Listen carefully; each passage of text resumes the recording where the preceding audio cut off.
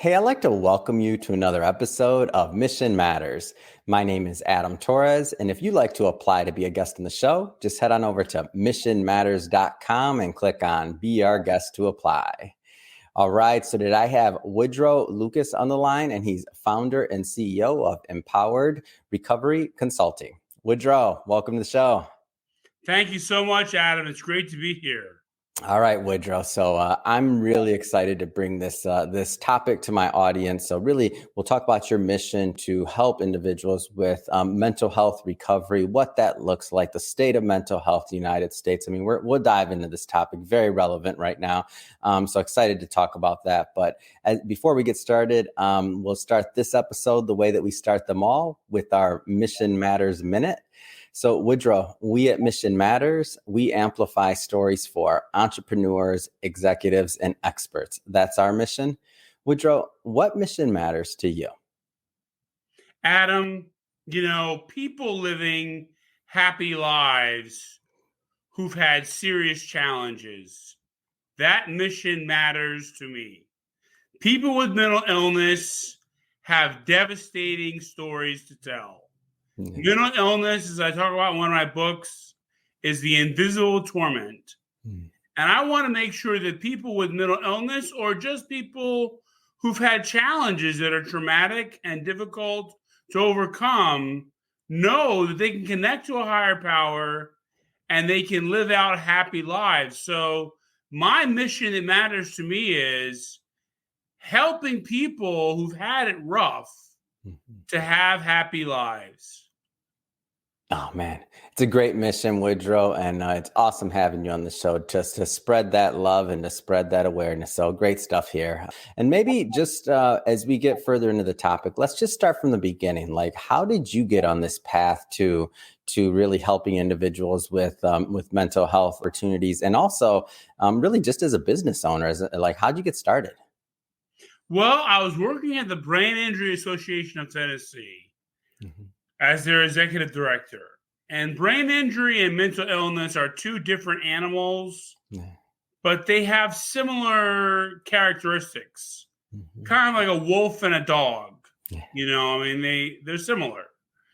They're not exactly the same, because brain injury can be devastating to the body as well as your mental framework, but they are similar. And when I was working at the Brain Injury Association of Tennessee, it was my first time being in a leadership position where I was really, driving change for people's lives. And I said to myself, you know what? I could do this as my own endeavor, And one deficit that I had as the Brain Injury Association of Tennessee's executive director was that I had to learn a lot about brain injury as I was on the job. I had a lot of on-the-job learning. But mental illness, I've been familiar with mental illness for 23 years. And I knew that I knew that animal. Yeah. I knew that Chihuahua. So I knew that I could create a company that worked with those types of people. And then it just so happened that other types of clients saw the value of connecting to a higher power and started to sign on. But my major thrust is always people who've been diagnosed with mental illness. What a story. And I like, a lot of businesses start just like this. So, somebody has an idea based on the need they're seeing in the market. In this case, for yourself, it's to help clients with mental illness, but whatever the way that people want to add value, like the entrepreneurs, the future business owners out there, right? But there's a difference here. So you went from concept, and then you actually did it. Like, you launched the company. So if you're talking to those entrepreneurs out there right now that are maybe a little bit further behind than you, maybe they haven't gotten it all going, they haven't started the company, and they're thinking about it, they have that idea, and maybe they're in an executive position like you were, right? What kind of things would you tell them about really just kind of moving forward and starting that endeavor? I would say three major things to them, Adam. Yeah. I would say number one, think about this more than you think about anything else. I would say think about this when you're going to sleep. Think about this when you wake up. And, I believe in God. I don't want to take anything away from God, but just think about this initiative of yours all the time if you can, because that creates a concrete vision in your mind of what it is. Because right now it's just a dream. It starts as a dream. And you want to think about it until practical steps begin to manifest themselves that transform it from a dream to a concrete revenue-generating business. Mm-hmm. So my first step would be to think about this business as much as you can. Mm-hmm. Second piece of advice is whenever it comes in your mind to do something practical to forward this business, even if it's as simple as getting a PayPal account. Yeah. Even if it's as simple as talking to your first client, even if it's as simple as putting up a website, whatever it is, do the practical steps as they come to you. Do them as soon as they come into your mind. And the third thing that I would suggest for anyone who wants to take a dream to a concrete business is don't worry about how you're going to market. Just do what you can do. Because a lot of people get intimidated by the marketing of their company. And I was intimidated about marketing and power recovery consulting. Mm-hmm. And I said to myself, look, I'm just going to do what I can do. I can't do anything more than I can do. I mean, I'm not Dr. Manhattan from the Minutemen. I mean, I can't do anything more than I can do. So just do what I can do and don't worry about it and let it evolve. Let my understanding of how to market this service evolve over time. Oh man, Woodrow, those are great nuggets of wisdom there, and I love that idea of obviously involving God like in the conversation, just understanding some of these things and connecting on these ideas and other things like and connecting to the higher powers you mentioned. Like all these things matter on this entrepreneurial journey. So great share there. Going a little bit further, I should say, switching it up a little bit into going further into the topic. So mental health and mental illness, like what kind of, so you're at the Brain Institute, of course, you're working there, you're thinking about you can maybe add some additional value. Like what was your concept? Like maybe define a little bit more about the problem and what you were seeing. And I don't mean at the Institute, I just mean in general in mental health. In mental health, Adam, whenever you experience a trauma, you experience a challenge to your self-esteem and to your self-efficacy and to your locus of control. Yeah. All these things are about how you enact your will on the earth. And when you lose that self-esteem, when you lose that self-efficacy, when you lose that self-control, a lot of folks, they're trying to help you, but they're kind of controlling you, They're kind of like, well, do this, try this, get this done. Well-meaning, right? Well-meaning, not trying to manipulate you, but just well-meaning control because they feel your lack of confidence. So they lack confidence in your ability to run your own life. And so I said to myself, how can we combat this tendency for mentally ill people to have other people run their lives? How can we combat that?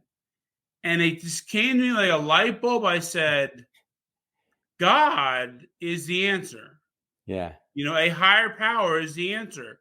Because if you have a higher power who's unconditionally loving of everyone and who's also all powerful, that can be someone that you can turn to for support and strength that strengthens you to drive your own recovery. Mm. And that's ultimately what we're trying to get people to do, is to drive their own recovery. Because Mm-hmm. when you're not driving your own recovery, somebody else is driving your recovery, and you're not really recovering as much as you could. Yeah. But when you're in the driver's seat of your own recovery, you know exactly what's going on. You know exactly what progress you're making. And what better passenger to have than your trusty higher power?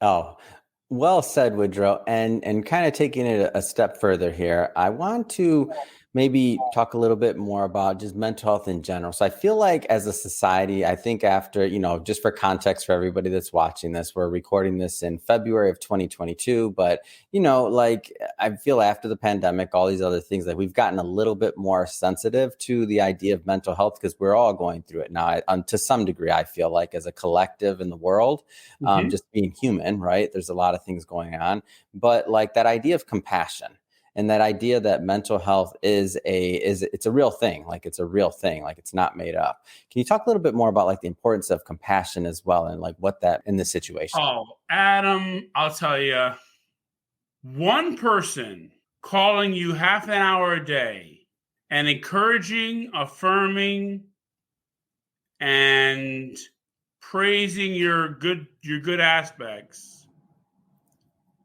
does more for you as a mental health consumer Hmm.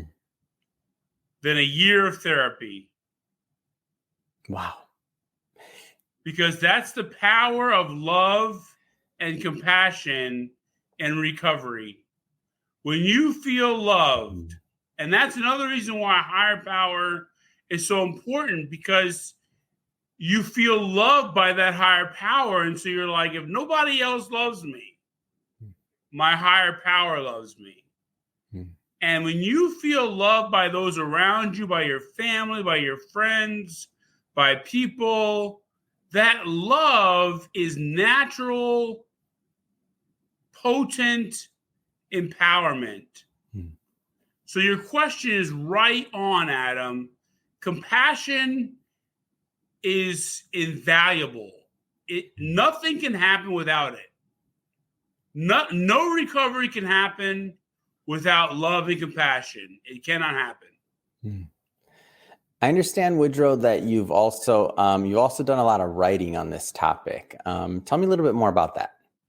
You know, it's so interesting that we just segued about love and compassion, Yeah. because my book, Birds of Flight, it's a novel about 7 mentally ill people Hmm. who meet a superhuman therapist named Tamika Woods. Hmm. And these 7 mentally ill people feel her love and her compassion, and they show each other love and compassion. Hmm. And all 7 of them end up getting freed of their symptoms and getting well. And the theme of Birds of Flight is love conquers all. Wow. Love conquers all. And then in the context of mental illness, love conquers all. And I'm very proud of it. It's my best novel. I've written 3 novels, and it's my best novel by far. And I view it as my best novel because its message is so needed for lonely, hurting people.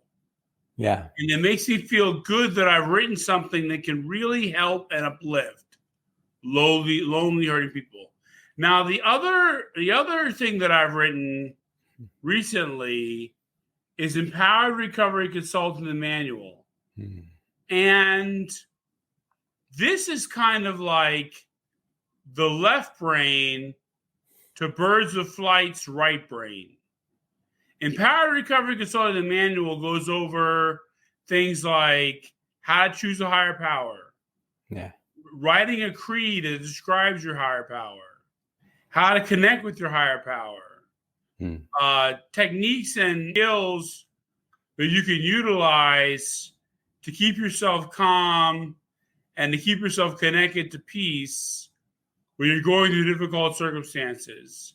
It's kind of a how to be connected to your higher power and recover with your higher power.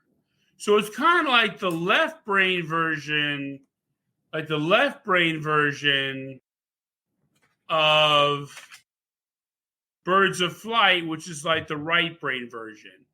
And it makes perfect sense. So basically, when you have the two, you're complete there, because you need both, like the right side to spark that creativity, to spark the emotion, to spark the, let's just say, to make the soil to where you're willing to, you know what I mean, accept some new ideas and a new way of looking at things. And then you have the left brain that comes up with the actual manual, that now we're engaging the technical side of the brain, and it's the how to. It's like, okay, this is how you can actually accomplish what you'd like to get done.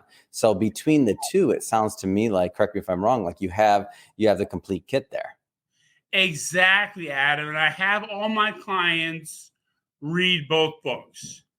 Now, it's their word that they read both books. Yeah. Sometimes I'm like, did you read both books?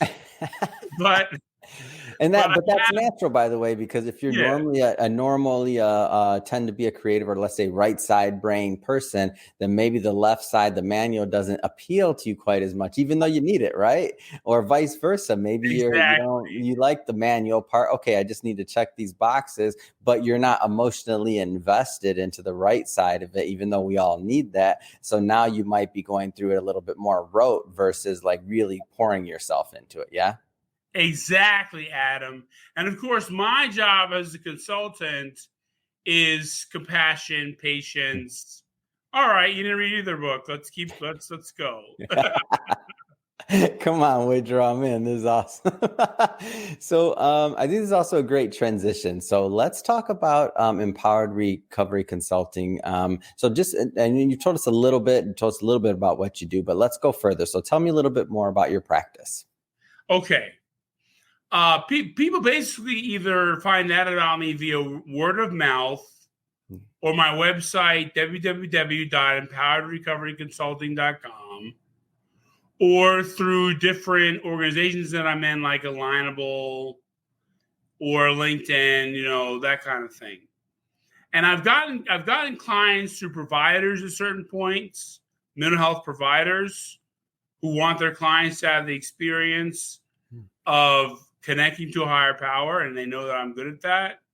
But most of the time, it's just people finding out about what I do via word of mouth.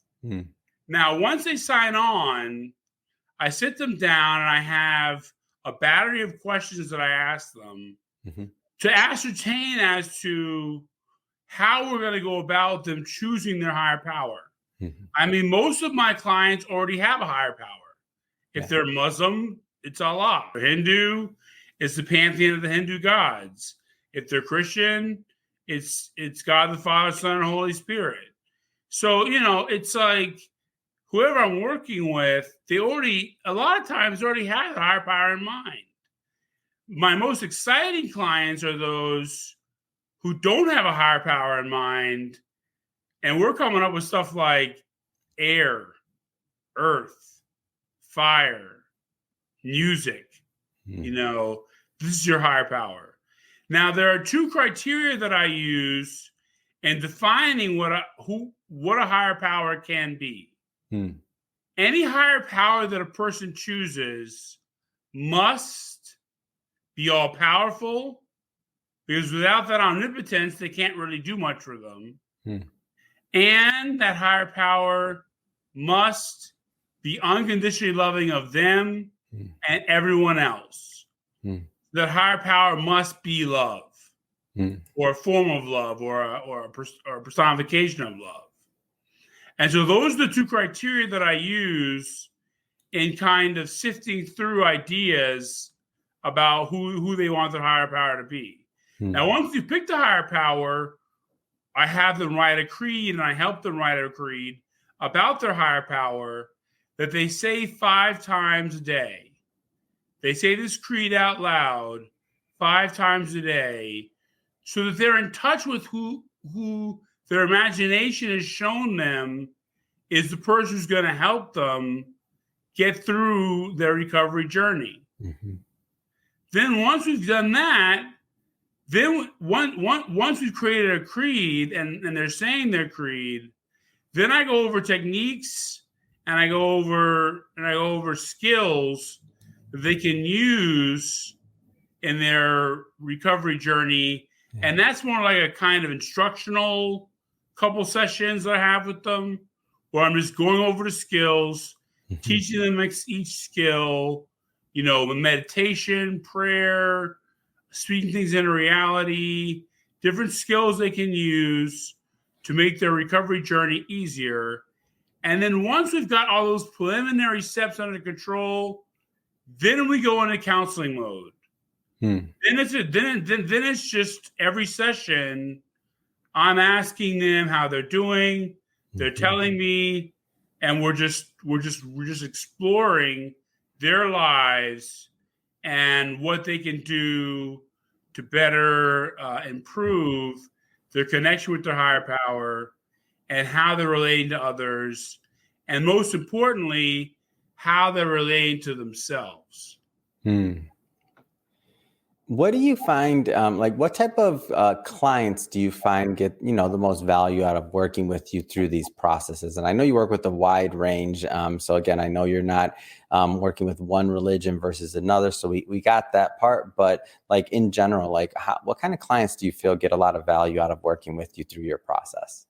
I find, Adam, that clients who have had experience with mental illness, maybe not the most severe, but something like anxiety or depression or maybe even bipolar, but not necessarily the most severe that you can go, like borderline personality disorder or schizophrenia.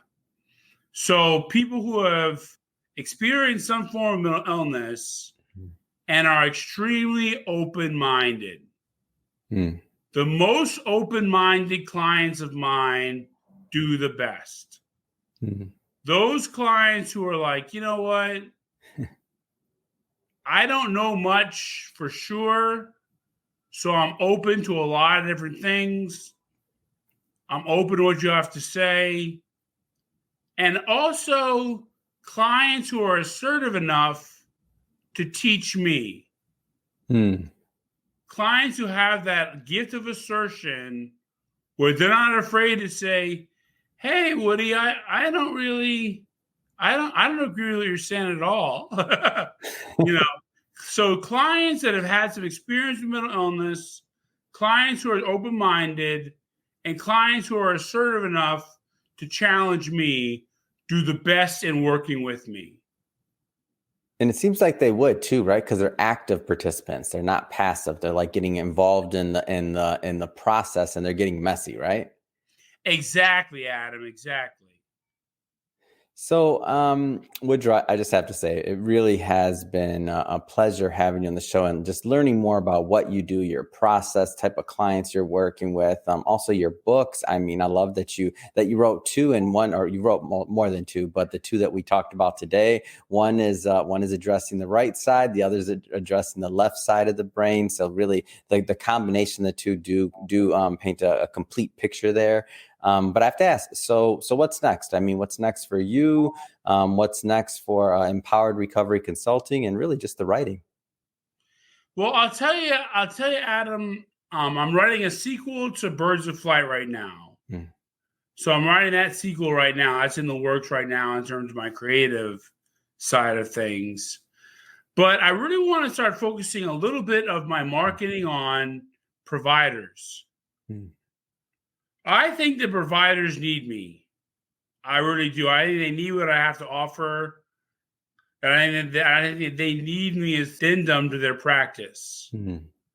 Because a lot of mental health programs don't train you in spirituality, or they don't train you in connecting to a higher power. So I think a lot of providers need me. So from a creative perspective, I'm doing the sequel to Birds of Flight. From a marketing perspective, I'm doing focusing on providers a little bit more now, because I really think that I can convince them that they do need my help. And then in terms of what I'm doing with the organization as a whole, or with the company as a whole, is that I'm really just focusing on loving my clients to wellness. I mean, that's it. Loving my clients to wellness. I just had a client. This woman was a dynamo. I mean, I almost feel like I need to be her client. That's almost how I felt about her. But she was so prolific in the work that we did together. Wow. And she made so much progress, and she worked so hard. One of the things that I stress to my clients is I want to work myself to obsolescence. I do not want to be working with you in 2 years. I do not want to be working with you in 2 years. I want you connected to a higher power. I want you thriving in your recovery, and I want you doing what you want to do with your life such that you don't need me in any capacity. And that's what I experienced with this client recently. Is we were in a session and I said, hey, do you think that you really need me anymore? And she said, well, I like working with you so much, but no, I think I'm good. Wow. And I said, that I think that I'm getting that same feeling. All right, this will be our last session. And that's really where I want to take this company, is to a place where I'm not working with people as though they're supposed to be sick their whole lives. I'm working with people so they can get on top of their lives and have happy lives, and me be a happy memory. What a story, Woodrow. So, and I just think it's a testament to what you're doing. Like, as you mentioned, loving your clients to health and to curing the mental illness side of things. I just think it's a great story. I'm excited to see that you'll be writing more. Got a sequel coming up, and when that comes out, you'll have to circle back and let us over at Mission Matters know, because of course we want to help you get the word out on that. But that being said, if somebody's watching this and they want to learn more about working with you through your practice, or maybe they want to pick up the books and they want to start diving into the books as well, like, how do people connect with you and your brand overall? I think the best way to connect with me and what I'm doing is www.empowered, EMPOWERED, recovery, RECOVERY,